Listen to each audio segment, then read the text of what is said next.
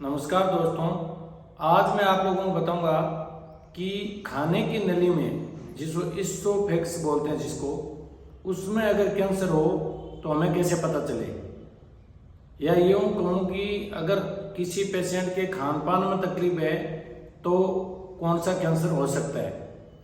हम जब खाना खाते हैं तो मुंह में रखते हैं, उसके बाद में स्टोमक जो पेट के अंदर होता है वहाँ तक ले जाने के लिए एक फूड पाइप होती है जिसको हम इसोफेक्स कहते हैं। जब उसके अंदर कैंसर होता है तो उस पाइप के अंदर मान लो गांठ बनना शुरू हो या ग्रोथ बननी शुरू हो तो वो बहुत संकड़ी होती है। जब खाना जाता है तो रुकने लग जाता है। तो मैं आपको ये बताना चाहूँगा कि क्या ऐसे फीचर होंगे जिससे हमें ये पता लग जाए कि भाई इसमें तो खाने की नली में कैंसर बन रहा है।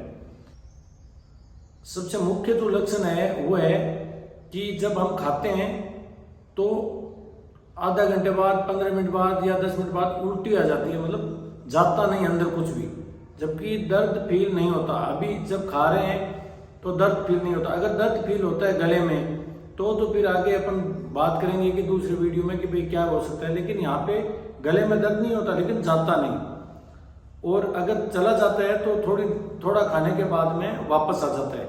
वो इसलिए कि जो खाने के नली में ट्यूमर कहाँ पर है उस पर डिपेंड करता है। अगर वो ऊपर है तब तो वो जाता ही नहीं, मतलब जो खाओगे थोड़ी देर में वापस आना शुरू हो जाता है उसी टाइम। और अगर नीचे है तो आपने अगर थोड़ा बहुत खाया तो उस ट्यूब में जब तक भरेगी ना तब तक वापस नहीं आएगा। तो उस खाने के बाद में पीछे पीठ में और यहाँ भारीपन लगना शुरू हो जाता है, और आधे घंटे 1 घंटे बाद वो उल्टी में भी आ जाता है, कई बार तुरंत आ जाता है। ये मेन लक्षण है। इसके अलावा ये हो सकता है कि मैं जब पतली चीजें ले रहा हूँ या कुछ चाय दूध ले रहे हैं तो जलन हो रही है। होता क्या है कि सबसे पहले सॉलिड चीजें अटकेगी, उसके बाद में जैसे जैसे जो बीमारी बढ़ती है तो फिर सेमी सॉलिड जैसे मान लो दलिया वगैरह ये अटकना शुरू होता है। लास्ट में फिर दूध पानी होता है ना, ये भी अटकना शुरू हो जाता है। तो मेन जो लक्षण मैंने बता दिया कि खाने में दिक्कत आती है, दर्द का आभास नहीं होता। दर्द का आभास खाने के कुछ देर बाद में महसूस हो सकता है कि हाँ कुछ भारीपन सा लगता है। ये दिक्कत अगर लंबे टाइम तक होता है तो खाने की कमी महसूस होना चाहिए, क्योंकि पेशेंट खाने से डरने लग जाता है। तो कम खाना शुरू कर देंगे और कम खाएंगे तो दुबला पतला होता जाएगा, वजन भी कम हो जाएगा, और कुछ प्रॉब्लम उनको लगेगी नहीं। उनको लगता है यार खाना ही नहीं जा रहा, खाना अच्छा नहीं लग रहा, क्योंकि जब उल्टी होगी तो फिर अच्छा लगना भी कम हो जाएगा। ये तो हो गए लक्षण। अब ये ट्यूमर कैसे हो सकता है? एक तो होता है कि खाने के नली के अंदर घाव हो जाए, तब ऐसा हो सकता है, या फिर खाने के उस नली के अंदर ग्रोथ हो जाए तो रुकावट डालना शुरू कर देते हैं। इसमें जो कैंसर होते हैं उसमें मोस्टली हिस्टोपैथोलॉजी 2 तरह से होती है, एक स्क्वैमस सेल कार्सिनोमा और एक adenocarcinoma. Squamous cell carcinoma generally upper वाले पार्ट में होते हैं, और जो इनके कोज है, जो कारण है वो है तंबाकू का सेवन, चाहे वो गुटखे वगैरह के रूप में हो चाहे स्मोकिंग के रूप में हो, और एल्कोहल, ये मेन कारण है इसमें। और जो नीचे वाली नली में है, जो जिसमें एडिनोकार्सिनोमा ज्यादा आते हैं, उसमें जो मेन कारण होता है ना, होता है रिफ्लक्स। होता क्या है कि खाना खाने के बाद कई बार जैसे होता है ना गुचलकी आ रही है, खट्टा पानी मुंह में आ रहा है, तो वो जो खट्टा पानी बार बार आता रहता है लंबे टाइम तक, तो ये जो खाने की नली इसके नीचे की जो पार्ट बड़ा है उसमें जो ऊपर कवरिंग होती है उनकी सेल्स बदलती जाती है, बदलते बदलते वो स्क्वैमस से कोलुमनर होके और फिर धीरे धीरे कैंसर की तरफ चेंज हो जाती है। ये इनके कारण हो गए। और ये जो रिफ्लेक्स होता है, मतलब जो एसिड वापस आता है, ये ज्यादातर फैटी लोगों में आता है, या फिर जो खाना खाते हैं वो ज्यादा स्पाइसी हो या तेली हो उन लोगों में ज्यादा आता है। अच्छा, इसका पता कैसे लगाएंगे? पहला तो हिस्ट्री से पता लग जाता है। जब हम पूछते हैं पेशेंट को तो हमें आइडिया हो जाता है कि हाँ यहाँ पे इनकी कोई रुकावट है इस जगह पे।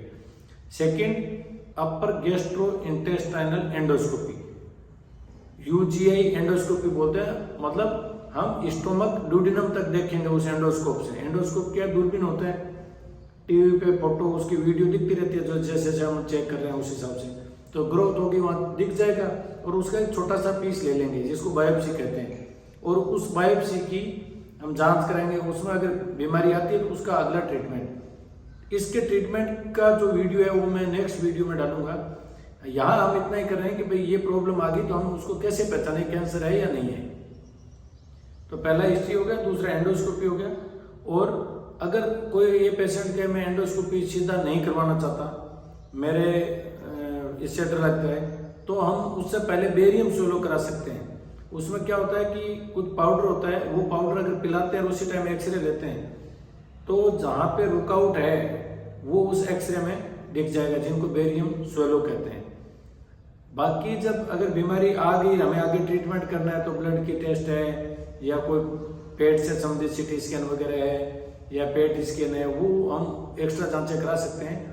मेन इस चीज़ का पता लगाना कि यहाँ पे कैंसर की गांठ है या नहीं है, या घाव है नहीं है, इसके लिए हमने एंडोस्कोपी, बेरियम सोलो और हिस्ट्री ये ले ली। अगर किसी के इस तरह की प्रॉब्लम आती है कि खाना कुछ देर बाद वापस आ जाता है, या भारीपन लगता है, पीठ में दर्द होना शुरू हो जाता है, या छाती में यहाँ भारीपन लगता है खाने के बाद में, तो गैस्ट्रोएंटरोलॉजिस्ट को जरूर दिखाना चाहिए। ये होना जरूरी नहीं है, लेकिन आजकल के टाइम में काफ़ी मात्रा में लोग आ रहे हैं, जबकि पहले ये कम होता था। इसका जो मेन बेल्ट है ना कि ये इसोफेक्स के कैंसर कहाँ ज़्यादा होते हैं, वो ईरान से लेके सेंट्रल एशिया और चाइना यहाँ तक में ज़्यादा होते हैं। अमेरिका वगैरह में ये कैंसर कम रहते हैं। तो ये एक ट्रेंड है, और यहाँ पे शायद ज़्यादा का कारण ये भी हो सकता है कि स्पाइसी फूड ज़्यादा खा रहे हैं, या फिर स्मोकिंग और एल्कोहल का यूज ज़्यादा कर रहे हैं। धन्यवाद दोस्तों, अगला वीडियो देखना नहीं भूलें, क्योंकि इसके ट्रीटमेंट के बारे में हम चर्चा करेंगे।